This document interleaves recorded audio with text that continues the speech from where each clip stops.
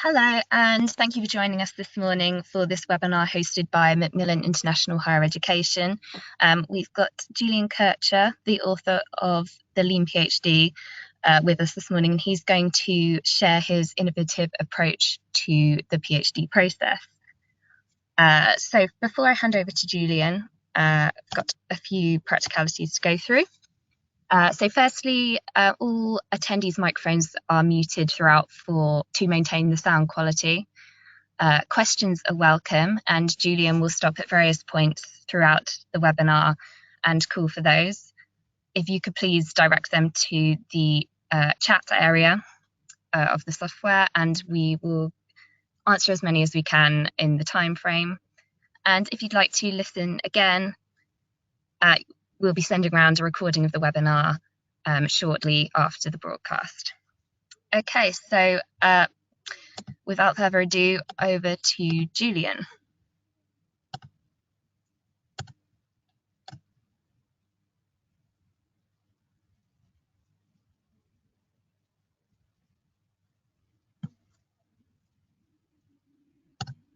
See my screen. Fantastic. So I hope everyone hears me now, and I hope you can also see my screen. Eleanor, could you confirm that? Yes. Fantastic. Welcome everyone to this webinar. Very excited that so many of you have joined and find this an interesting topic to discuss for the next 60 minutes. What I'll do throughout this webinar is I'll try to outline to you what I see as the cornerstones of the Lean PhD approach. And yeah, I hope that many of you take some inspiration via this presentation for their own PhD or for their own research. I think much of this is applicable to any research endeavor that you're undertaking, not just the PhD. Whereas, as Eleanor said, you won't be able to submit kind of like oral questions, you're more than welcome to submit written questions. So I'll pause through numerous points throughout this webinar to make sure that this is more of a discussion instead of me just presenting for 60 minutes. Eleanor already said a few things on the basics, such as microphones, questions, and also the recording. I'll start with telling a bit more about first, what's the history of this book, The Lean PhD, and how did I come about writing this. What you see on this page number 3 now, are two pictures. One on the right side on what I currently do as a researcher in the Netherlands at Utrecht University, and then on the left side the PhD I pursued. But what's actually most important here for the starting point of this book would actually be a picture that would be needed to put on the left side of this graduation picture of mine, which is what I did prior to pursuing my PhD. And prior to pursuing my PhD, I founded a startup in London and Singapore, which was not too successful, to be honest. And second, I also worked in management consulting for a few years. Founding this startup, but also working in consulting, very much shaped the way I work, the way I worked. And that was something I wanted to also bring into my PhD, feeling that much of how we pursue our work, complete our work in the private sector is quite at odds with how we work in academia. And I wanted to experiment, I wanted to try out if maybe at least some of those approaches from the private sector would also work, from the startup world would also work in an academic setting. So basically my PhD that I pursued starting in early 2015 at the School of Geography and Environment in Oxford was a bit of an experiment of mine. And I continue this experiment until now. I joined Utrecht University in January 2017, still try out a lot about working approaches from the startup world, the private sector world, and try to bring these into an academic setting. Some of you may have seen or may have read about this Lean PhD concept before. We had quite a bit of press coverage in recent months. And one thing before I kind of like jump into the nuts and bolts of this Lean PhD approach I would like to highlight is what is the Lean PhD actually all about? So like, why would you want to pursue a Lean PhD? And sometimes those online discussions on Twitter or underneath articles, they tend to focus just on the left side of this slide, which is speed. So yes, one of the aims of the Lean PhD certainly is that if you apply it in the right way, you can pursue it faster than you would probably usually pursue your PhD. Whereas there's of course no chance that you'll complete it in 2 or 3 years. But I'd say if you apply all of it correctly, the probability that you're faster than what you would usually complete your PhD in, that significantly rises. But the Lean PhD is not just about being fast. It's not a fast PhD, or as some have said, it's not meant to be a cheap PhD. But a second core element to this concept is also that it's about increasing the quality of the research that you pursue. And that's also very much integral to the concept that I'll explain in a few minutes. What you do within the Lean PhD that makes sure that the quality that you produce as a researcher is as high as possible. And then thirdly, the Lean PhD, the ultimate aim of this is also impact, right? So quality, I think high quality, there's always a higher likelihood that high quality translates into impact. And the Lean PhD is about academic impact, but also at the same time societal impact. So academic impact means making sure that your scientific community reads what you've produced, that it appreciates what you've produced, that it'll cite you, and that it'll influence the scholarly discourse on your topic. And societal impact is about that also those outside of the academic ivory tower take notice of what you've produced, and ideally, depending on the discipline, also make use of your findings. So that's something important for me to put up front. What's the Lean PhD all about? It's about speed, but it's also about quality, and it's ultimately about impact. And I'll talk now about how you can achieve those 3 aims via applying this Lean PhD concept. Now, as I said in the very beginning, I had the idea of experimenting with this Lean idea in an academic setting because I came from the kind of like startup world. And prior to starting my PhD, what I thought, or what I found, was that there's quite a bit of similarities actually between pursuing a PhD and launching a startup. And to me, the 3 core parallels between a PhD and a startup are that both are one-woman show, that both are about creating something novel from scratch, and that both are about limited resources. So let me share a few more words on each of these points with you. First, on the one-woman show. I mean, as many of you have read, or some of you may also know, I mean, every startup starts with a single founder having this idea and being determined to push this idea through and make a business out of it, right? So the startup fundamentally starts as a lone undertaking. And I think that's very similar to the aspiring scholar that says, I'm keen to pursue a PhD. That's also in the very beginning just a one-man or one-woman show where there's a single individual saying, okay, this is a topic I'm really excited about, and this is a topic I want to deep dive into. Now, creating something novel from scratch, I think also is a core similarity both of the PhD and the startup. For the startup, creating something novel from scratch is a core requirement to be successful. I mean, you're entering a new market, and if you don't offer something that's novel, you're not going to be able to outcompete those incumbents who've been in the business for many, many years, who've all this experience. You need something novel in order to attract customers who routinely buy already certain products, and otherwise you're not going to be able to succeed.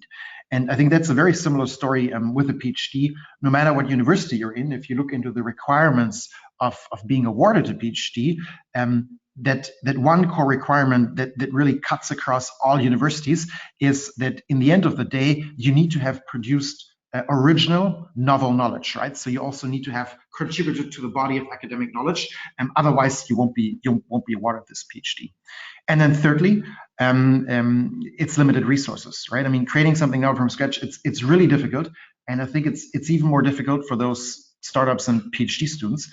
Most startups, I think around 70%, are actually funded in the very beginning by our bootstrapping. Bootstrapping means they're funded by family, fools, and friends, and who give money to kind of like get this endeavor off the ground. And that's usually not a lot of money in the very beginning. We all know those stories of the Bill Gates and Mark Zuckerbergs of this world to launch their startups in garages or college dormitories. And similar to the PhD student, is always launching an endeavor on an extremely limited budget. Even if you were so fortunate to be awarded a PhD scholarship, those scholarships are minuscule when you compare them to the task that's ahead of you, with that task being, well, creating a substantial contribution to knowledge in your specific field. So if you look at these three similarities, that's basically what got me saying, well, if these endeavors, the PhD and the startup, are so similar, how about the outcomes? And if you look at the outcomes, it's not surprising, given these difficult characteristics of both endeavors, that 60% of startups go bust, and at the same time, 50% of PhD students, on average, at least if you look in the United States, they drop out. So this, I think, indicates that both are really tricky endeavors to pursue. And kind of like where I came in then with my lean PhD idea was that within the startup world in the past years, a concept gained significant traction, the lean startup concept, which helped to radically improve the survival rates of startups. 60% of startups go bust, and that's all startups. But if you look into those that apply the lean startup approach, and those are startups such as Dropbox or Instagram, those startups have a radically lower survival rate. There's different figures on what exactly the survival rate is out there. That's why I didn't put one single figure down here. But yeah, the core message is basically that the lean startup approach has helped many startups to be more successful, to raise their odds of survival. And that's why I said, why, if the lean startup concept works out so well, and given that it's quite similar, actually, a startup to a PhD, why don't you also try out some of these working principles of a lean startup in the academic context? Now, this was a lot of talking, and I would jump now into what are the kind of like core principles of a lean startup and how these, in my point of view, apply to the PhD process. But before I do that, maybe there's already some general questions on this. Yeah, and Eleanor, if there's already like one or two questions, maybe this is a good point to briefly pause and have those general questions, maybe on the history of how this all came about, or have these posed. Is there anyone who's already put down a question that you think could be suitable at this point to answer?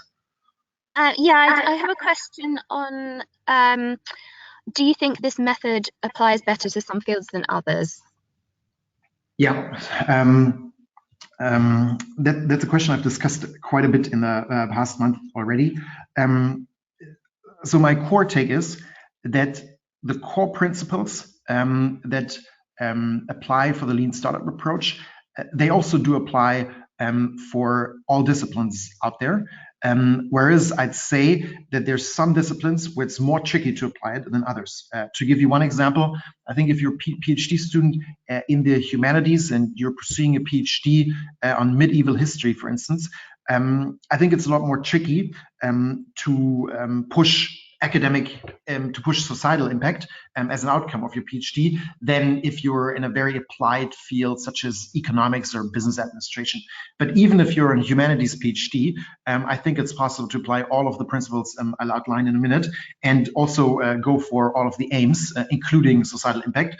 You probably just have to do a bit more thinking about how that would be possible. Does that answer the question, Eleanor, or is there another question you want to add, or shall I? Just another question before we move on.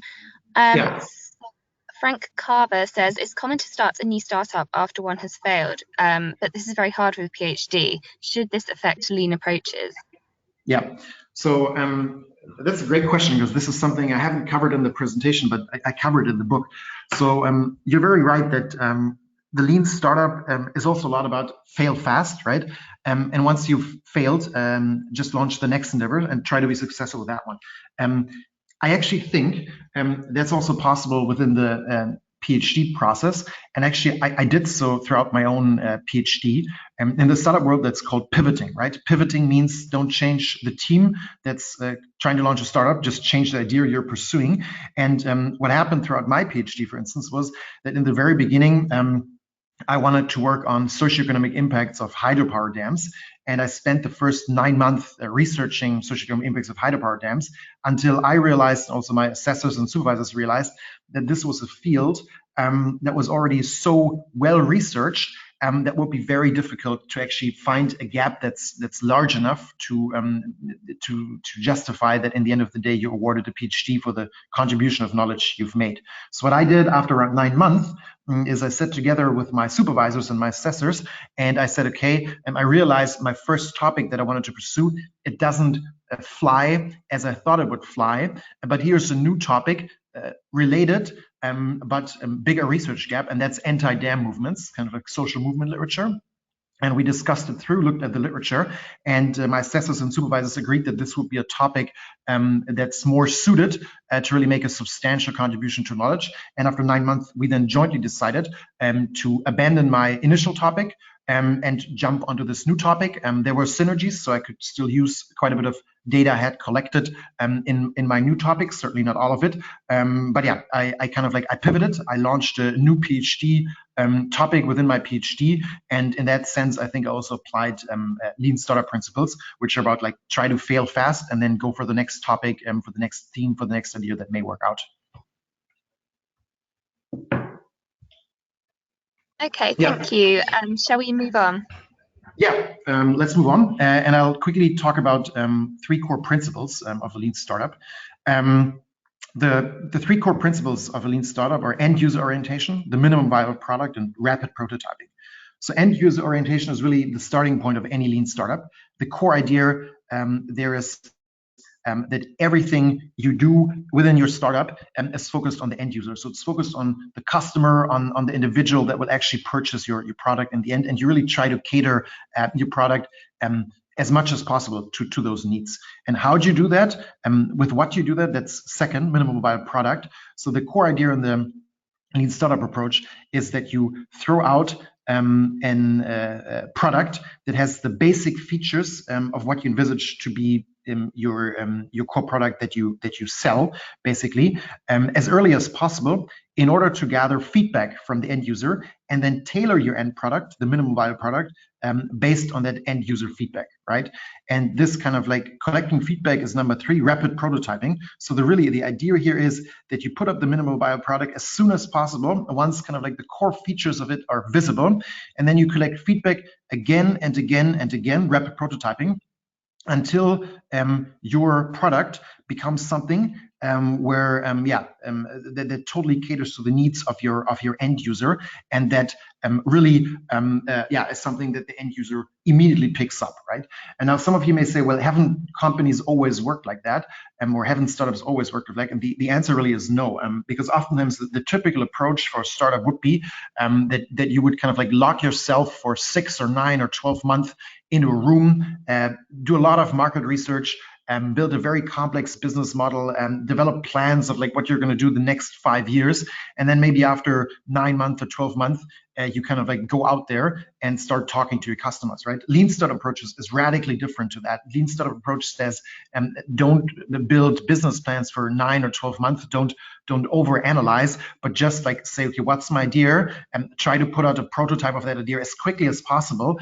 Some of the most radical lean startup proponents have done so within 2, 3, 4 days. Just put out a website and see if someone is interested in that product. And if you gain traction, continue refining it based on user feedback. And if there's no traction, abandon the idea and go for the next one, right? So that's kind of the lean startup approach. And my core take now is that all of these principles outlined here, these core principles, are really also applicable to the PhD process. And when I say PhD process, I basically think of 3 phases of a PhD. I think number 1, there's the launch phase, where it's all about you trying to get your endeavor off the ground, trying to find a supervisor, trying to find a university, trying to get funding. Then there's the execution phase, when you basically do all the research, you collect data, you write your chapters within your PhD. And then thirdly, there's the exiting phase. And the exiting phase is you wrap up and you go through that viva, you go through that final examination in order to be awarded that PhD. And I think for all of these 3 phases, you can apply the lean startup principles, but in different paths, in different ways. Now, let's first go into the launch phase of the PhD. What does lean startup approach mean for this phase?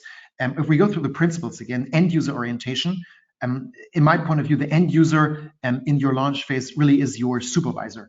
And that supervisor will be the one that will have significant decision power with regards to whether you're admitted to the university you want to work at or not. So kind of like the core idea here is that you should cater also your research proposal as much as possible to your supervisor, while of course also maintaining your core interests within this process. And the idea here is that, or what my core suggestion here is for this early phase, is that what you would also need is a lean research proposal, which is basically the equivalent for this minimum viable product in the launch phase of the PhD. And what I mean with lean research proposal, I'll show on the next slide, is that you don't spend 3 months of thinking about, okay, what is it that I want to do, and then you spend those 3 months really detailing this out, and then you send your supervisor a completely polished research proposal, 25 pages. I think that's maybe the typical approach of how many PhD students approach this early phase, but I think that's not the most efficient approach. But I think what I think is the most efficient approach is to really go out with just a few core ideas of where you say, okay, that's what I think is something I could want to pursue my PhD on, and then go into that conversation with your supervisor as early as possible to leverage your supervisor as an expert to help you further shape it. And I'll show you on the next slide how I approached my later PhD supervisor, which was basically just this one page where I said, okay, I'm really interested in hydropower, I'm really interested in dams, and I want to do a PhD around this topic. I have a few ideas of like what I think could be interesting, and you see these ideas outlined there. And with this one single PowerPoint slide, not a 20-page Word document with just one idea outlined, I went to my later supervisor and said, okay, can we discuss this? And you're the expert, so can you give me some guidance on what you think are the most promising research avenues?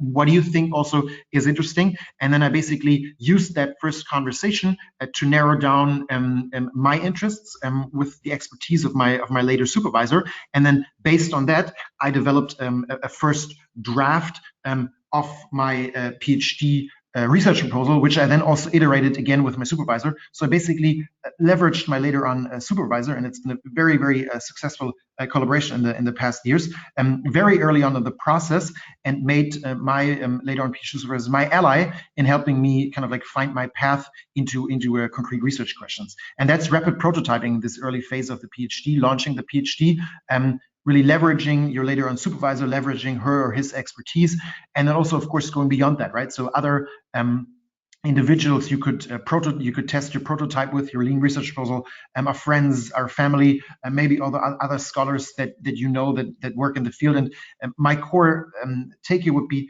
talk to as many people as possible about your ideas and gather their input, because it will definitely help to improve the quality of your research proposal. Those are all experts with the different viewpoints on what you want to do, and it'll help you to get to your good research proposal that gets you into a great university much faster, while also having a higher quality of that research proposal because of all the expert inputs that you collected early on in the process.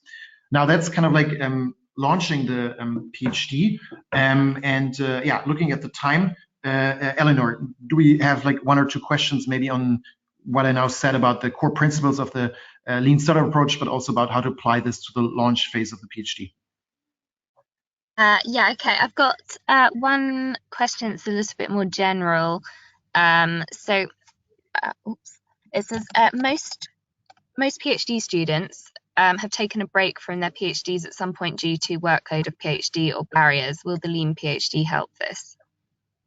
Yeah. Again, great question, because it's something I don't cover in this presentation, but there's also some sub-chapter on this in the book, where I basically say, if you do when doing the lean PhD, try also to work a bit like a startup again, a lean startup again. And something that's very fundamental to the lean startup approach in terms of working approaches is working in sprints, right? So working in a sprint means you define an end product that you want to achieve. For instance, this could be a first draft of your paper, or this could be conducting 35 interviews. and then you give yourself a very ambitious timeline to accomplish that. So let's say if you want to do 30 interviews, I think an ambitious timeline for this would be, let's do it in 8 weeks, right?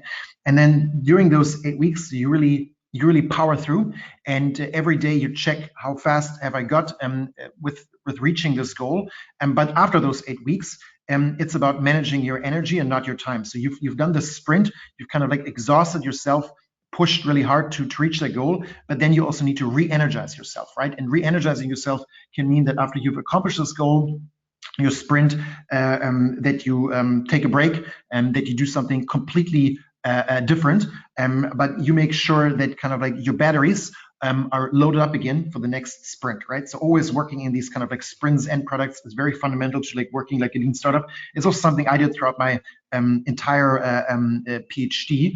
I did consulting projects. For instance, I did 3 consulting projects throughout my PhD. Of course, I also went on vacation. I think this is actually super fundamental to your success as a PhD student, that you don't work each and every day on your PhD, but I think actually you'll be faster and you'll have higher quality in the end. If you work in these sprints and you say, okay, this is what I want to achieve in the next 4 or 8 weeks, and then you also take a very conscious break where you do nothing on the PhD to re-energize and to prep you up for the next sprint. Okay, thank you. Thank you. Just one more question at this point.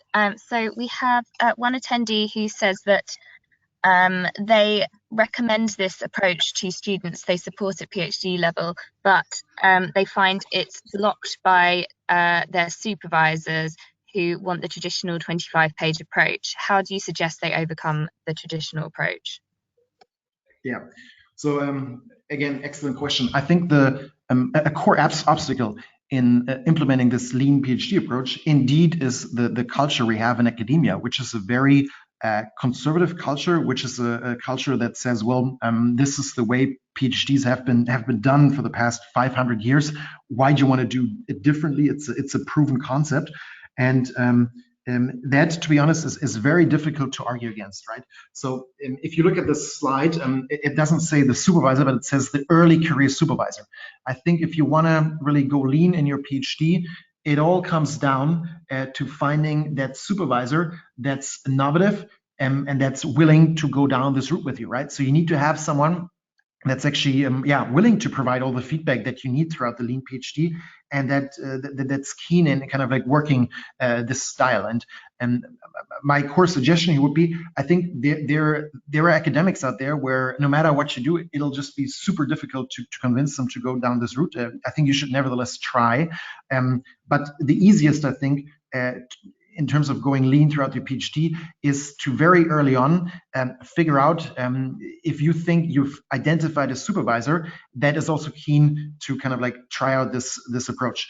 And my gut feeling here is, and that's also what I did throughout my PhD, is that the younger supervisors are usually the ones that are not so stuck yet in kind of like their ways of working, that are more keen in trying this out. So as I also talk about the book, I think oftentimes it's not very advisable to go for the star supervisor that has those 30,000 citations on Google Scholar. And first of all, that supervisor usually has very limited time to actually provide you feedback. And then second, that supervisor may also think that his or her way of working shouldn't be discussed. But I think, yeah, going for kind of like an early career supervisor that's still hungry, that's still keen to try new things, can be a viable strategy to go lean throughout your PhD. Okay, thank you. Shall we move on? Yeah, let's move on. And let's move on to how you can execute the PhD just like you would execute a lean startup. Again, let me start with what's the end user in that execution phase. For most disciplines these days, that end user will actually be a journal, because if you want to have a career in academia, but for some universities, even if you don't want to, you have to publish in journals throughout your PhD to prove to your assessors later on that the quality you've produced is actually meeting the academic standards. And I'd say, having that mindset throughout the entire execution phase, I want to publish, I need to publish in those journals, is very important. And what's also important for me to emphasize here is the Lean PhD approach is not about publishing in any journal, but I would say go as high as you can, go for the A journal, because I think what's inherent in the approach of the Lean PhD is because all of this iteration, you will have a quality product in the end of the day, and that's a quality product you don't need to be ashamed of. The very opposite. That's a product that many journals will probably be keen on, and also very many good journals, right? So go for the very good journal, and don't just go for kind of like the B or the C journal, because the Lean PhD approach will make sure that the quality is sufficient for that journal. Now, what's kind of like the what in this execution phase? It's the minimum viable paper, again, MVP. So the idea here is try to produce that first draft of your paper as early as possible, right? Don't spend 9 months researching the literature. Don't wait a year until you start collecting the data. But try to get together a dirty draft of your paper that just outlines the core idea of what you want to do as early as possible. I think I had my first full paper ready after 3.5 or 4 months in my PhD. And I very well remember that meeting with my supervisor, who said to me, Julian, like, what is this? This is not even a draft, right?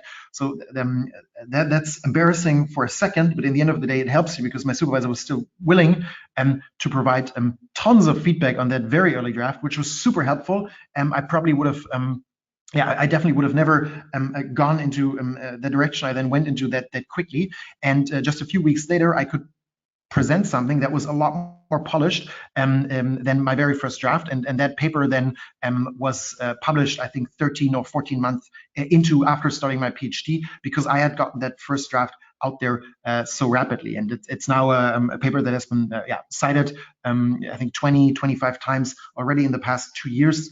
So for that field, in terms of academic impact, people would say a quite successful paper at the end of the day. And how do you bring in quality then into this paper, right? What does rapid prototyping mean within this execution phase? It means, well, go to your supervisor with that minimum viable paper and ask your supervisor for feedback, even if they say, well, this is really not the quality we need. It'll get there via their feedback.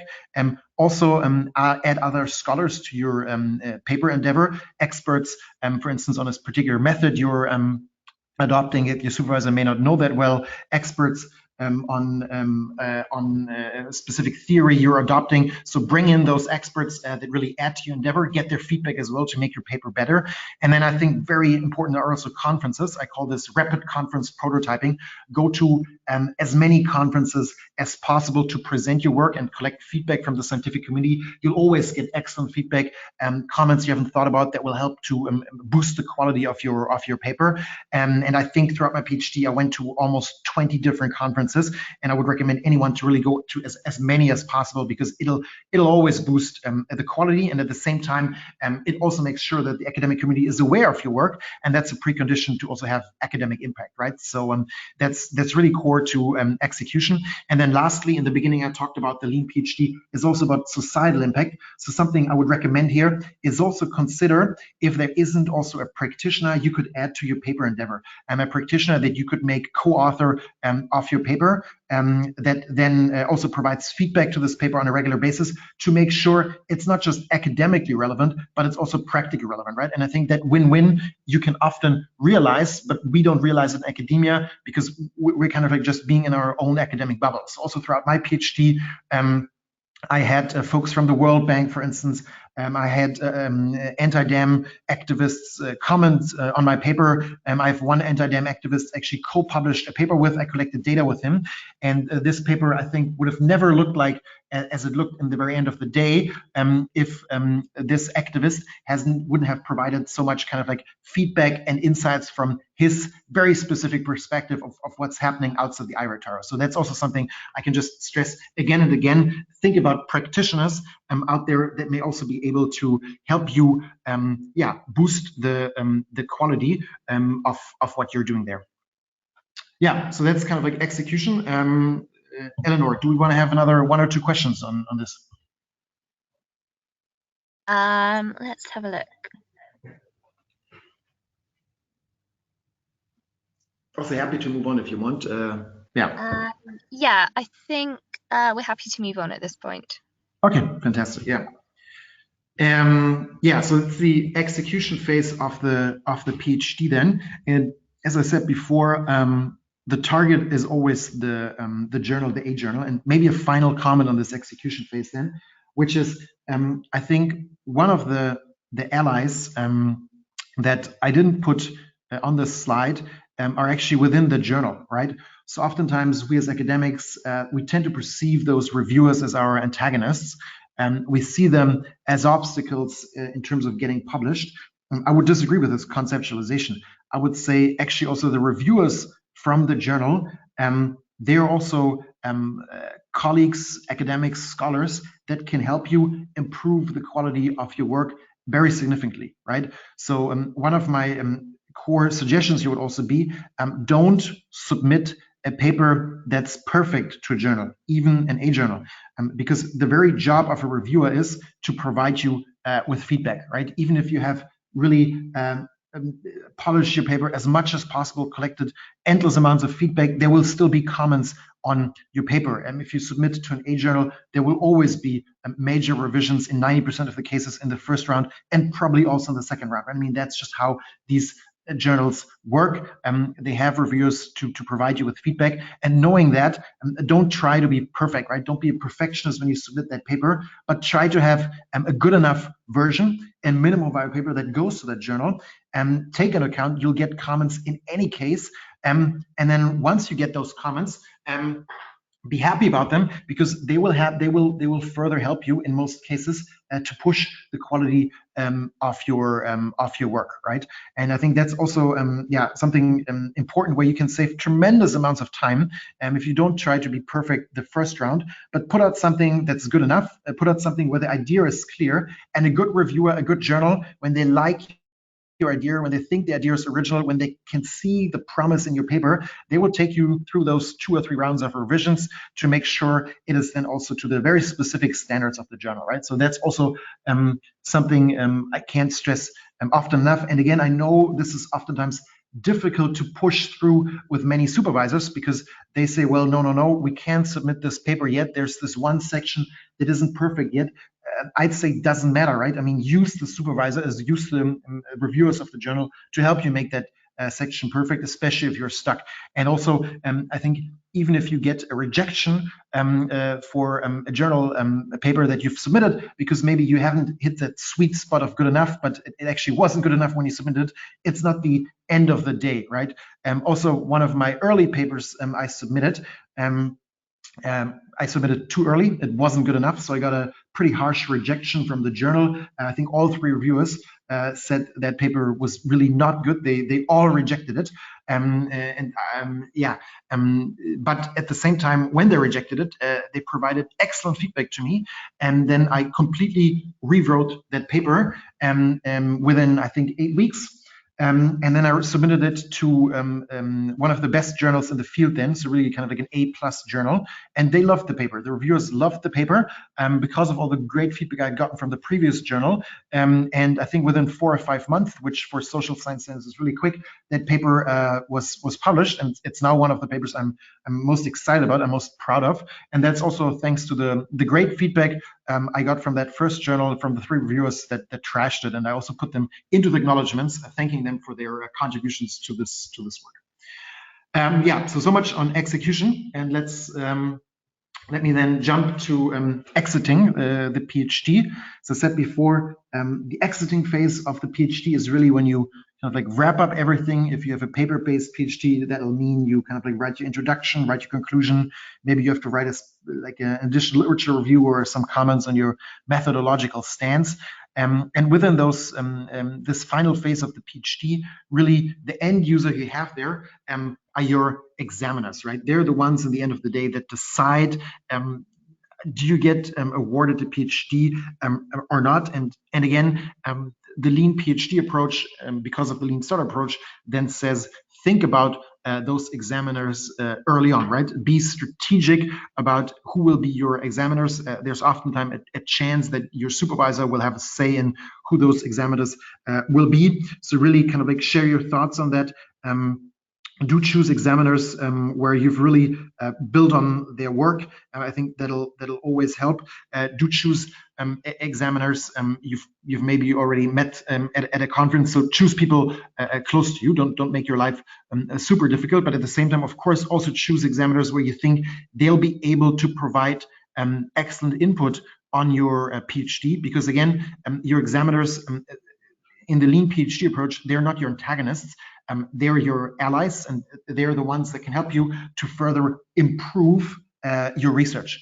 And this really, of course, now depends from country to country. In some countries, I now work in the Netherlands, it's common that basically once you've submitted the PhD, nothing happens anymore. You just kind of like the examiners let you pass in most instances. In the UK, that's a quite different story, right? I think 80% or even higher of PhDs in the UK, they get revisions. And if that's the case for the country you're in, account for that, right? I mean, again, if you're in the UK, same as for the paper, don't try to submit something where no comments can be made anymore, but take into account that probably you'll get revisions in any case, and then take that into account when submitting your thesis, and see your examiners as allies that will help you improve your work with those comments. And that's why I also say kind of like the core end product here for the exiting phase is not the perfect dissertation, it's the minimum viable dissertation. It's a dissertation that's good enough, that's clear enough, where there's everything in there that needs to be in there to kind of like to pass.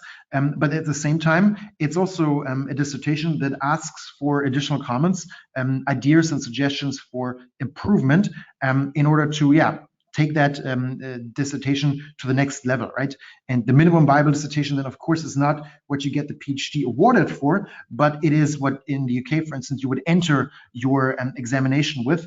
And then the perfect dissertation, ideally, thanks to the feedback from the examiners, is what comes out of it, right? So again, rapid prototyping here, what does it mean for exiting the PhD?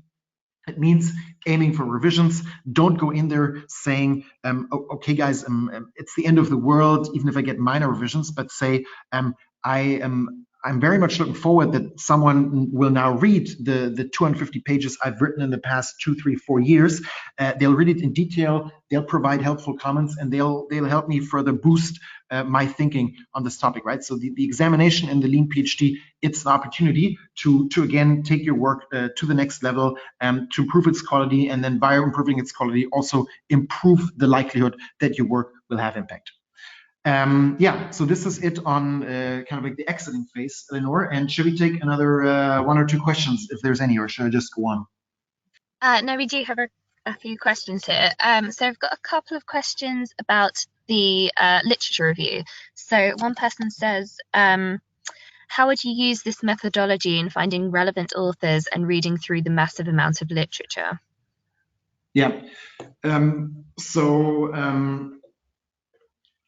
That's a good question. So I think for any field by now, right? The fields are so mature that there is a huge amount of literature, and it's so easy to get lost. You can easily spend the first year of your PhD just reading all of this literature, and you'll get lost kind of like in the forest, just seeing the trees, but not the forest, right? And I think the core trick here to kind of like get your thinking structured and start doing actual research early on is seek conversations with those people that are experts in the literature, right? So early on in your PhD, and that's also what I did, set up conversations after you've kind of like spent a few weeks of reading and you've some idea of like who are the most important authors in the field. Set up conversations with those authors and then walk them through your initial ideas of what could be great research to examine. Again, I think what's important to know here is you don't get a PhD for knowing all the literature. You get a PhD for adding to the literature, right? And for adding to the literature, you have to go beyond the literature, right? So basically all you have to do is you have to figure out 1, 2, 3 interesting research gaps early on. You should test them with experts in the field that know the literature a lot more than you know them. And then you should kind of like zoom in on that research gap and start working, collecting data for that first paper to see if you can fill that research gap. Thank you. I just have another question at this point. Any advice on writing up the synopsis / introduction to the thesis after the articles are done? How do you plan? Yeah. So for me, the synopsis or introduction of the thesis is, to be very frank, one of the most useless parts of the PhD, because I think literally nobody except for your examiners is ever going to read that. People don't even read all papers you write these days. They certainly don't read an introduction to a PhD thesis. So really my take here is when I say minimum viable dissertation, be as quick and dirty as possible on this. It's really not what your PhD thesis is about, and nobody is going to let you fail if you have 4 great papers, which are really the core work you've done, but you have a very crappy introduction. So to give my own example here, I always said, okay, this introduction, I really want to spend as little time as possible on it. I think there's no impact in here. So I always set myself a very aggressive deadline of 5 days. So I said, I'm just going to give myself 5 working days to write this down, and then I'm going to send it to the supervisors. And then I sent it to the supervisors. They gave me feedback, and then I did like 2 iterations maybe, and then I was through with the introduction, and then that was it, right? So really, my core take would be for this introduction. Try to squeeze out that first minimum viable version of it as quickly as possible, iterate it quickly with your supervisors, and then just get it done. Because yeah, again, the impact of a PhD is not in the introduction, it's not in the conclusion, it's certainly also not in the kind of like ontological stance that you take. Just try to squeeze these parts out as quickly as possible and really focus on the core chunks, on the meat of your PhD, which for the paper-based PhD is the original research you've done in your chapters, and those should be kind of like a journal quality. The rest is kind of like yeah, some kind of ice cream on the cake. It's something you need to just get through very quickly. Okay, thank you. Let's move on. Yeah. I think we're in terms of like what I'm saying, we're moving kind of like from the content into the advertising part now. I've already mentioned it a few times. I've written a book last year around this, which was now published this summer, The Lean PhD, radically improve the efficiency, quality, and impact of your research. I think in this conversation on this webinar, we've now touched upon some of the few ideas. Whereas it's a lean book, I think it's 120 pages, there's a lot more ideas, a lot more guidance in the book. There's a lot of checklists also for you to go through if you're stuck at some points in your PhD, a lot of kind of like concrete advice that goes significantly beyond of what we can cover now in those 60 minutes. So if you find this interesting, my core take would be do get a book, either a hard copy or an ebook. And if you don't want to get the book, but you find this interesting, maybe read up a bit more on this idea. We've had a lot of press coverage in recent months. We put down 2 links here, one in The Guardian, an article that was very widely discussed. I think we had 60,000 shares on Facebook. We had a piece 2 weeks ago in Times Higher Education, also on the Lean PhD. There's also publications on it in, I think, Chronicle of Higher Education. We had a piece with the London School of Economics. So if you find this interesting, those pieces cover different aspects of the concept, go a bit deeper, I think, than we do here in the webinar. So do have a look and do let me know what you think of it. Also, the Lean PhD as a book is a minimum viable book, I'd say. So it's certainly not perfect, and I'd be very keen to read from anyone that tries this out, what's their feedback on this, and if there's a kind of like second version, third version of the book, I'm very keen to also incorporate those thoughts to make this a collective endeavor and make this more interesting. And then one more thing. It's, I think, maybe also interesting for some of you. In Utrecht, I'm trying to kind of like live this Lean PhD concept also with my PhD students. But there's also been some tractions in other cities where I've been presenting on the book. So what we've now done is in a few cities such as Utrecht, but also Oxford, for instance, we've set up what we call kind of like Lean PhD circles. So these are basically just gatherings of PhD students, usually once a month, that say, okay, we find these ideas of like working in a PhD like you would work in a startup. We find them very interesting, and once a month we just want to kind of like get together and discuss what's working, what's not working, because as I said before, the supervisors, they're not always super supportive. The academic system is not always super supportive. So if you want to go for this idea, the Lean PhD, I think it can help if you have some kind of like allies at the PhD level.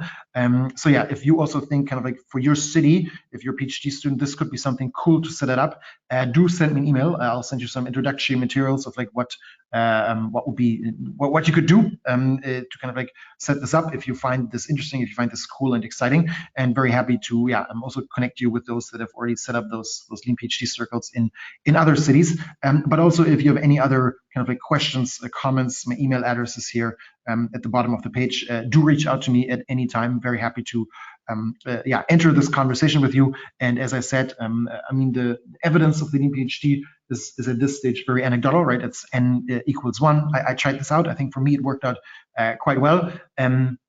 But it's certainly also a concept, that still needs more thinking and thinking through. So I'm very happy to enter the conversation with any one of you on this to kind of like further shape this as one possible concept of how you could go about doing a PhD. Okay, thank you, Julian. Are you happy to take a couple of final questions before we wrap up? Yes, that'd be fantastic, yeah.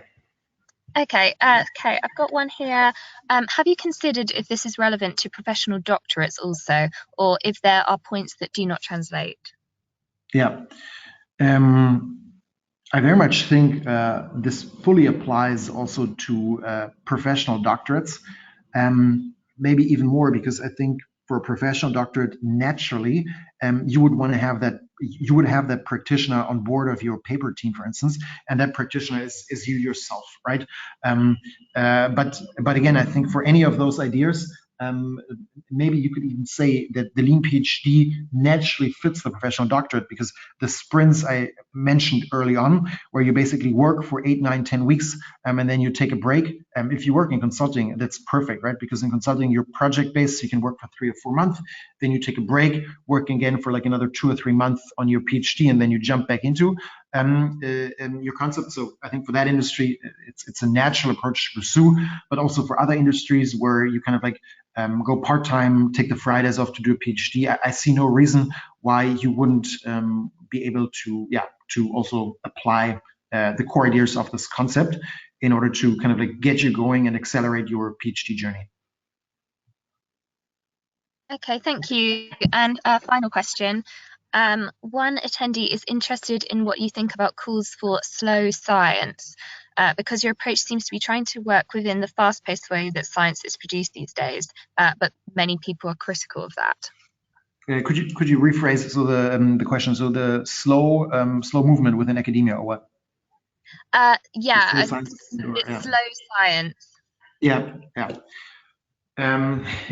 So I've heard the question a few times before. So I wouldn't want to say that the Lean PhD is fast science versus slow science, right? I think that's just not the case. That's what I said in the very beginning. The PhD is not the Lean PhD is not just about doing it as quickly as possible. It's about doing the PhD in a more efficient manner, where in the end of the day you actually have higher quality and higher impact, right? And sometimes that may take a while, and sometimes that may go faster. Whereas I think the one core difference, though, between the slow science movement and the Lean PhD is the how, right? The how you work. Because I think in the slow science movement, there's a lot of emphasis in locking yourself up for 2 weeks, not talking to anyone, and then just thinking about your research question. As I think made clear throughout this presentation, that would be the Lean PhD approach, right? The Lean PhD approach is extremely collaborative. It's basically a team-based PhD where you wouldn't spend those 2 weeks that you have off to do research on locking yourself into a room and then do kind of like lots of thinking, and then that's slow science. But you would talk to as many scholars, practitioners as possible to get inputs, right? So in that extent, on the dimension of the how, I think the two concepts are quite different, because it's collaborative versus maybe not so collaborative. In terms of the slow versus fast, as I said before, Lean PhD is not just fast PhD, it encompasses more kind of like output elements. Great, thank you. Shall we wrap up then? Yeah, let's wrap up. Very happy. And shall I give over to you then again, Eleanor? Yes, perfect. Thank you.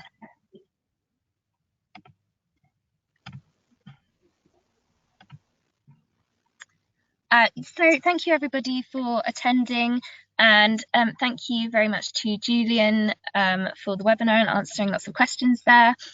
Julian mentioned his book, The Lean PhD. which you can find out more about and buy on the Macmillan International Higher Education website.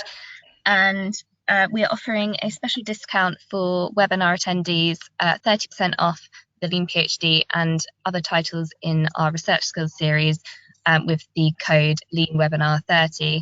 And the discount is valid for 1 month. So thank you again for listening, and goodbye.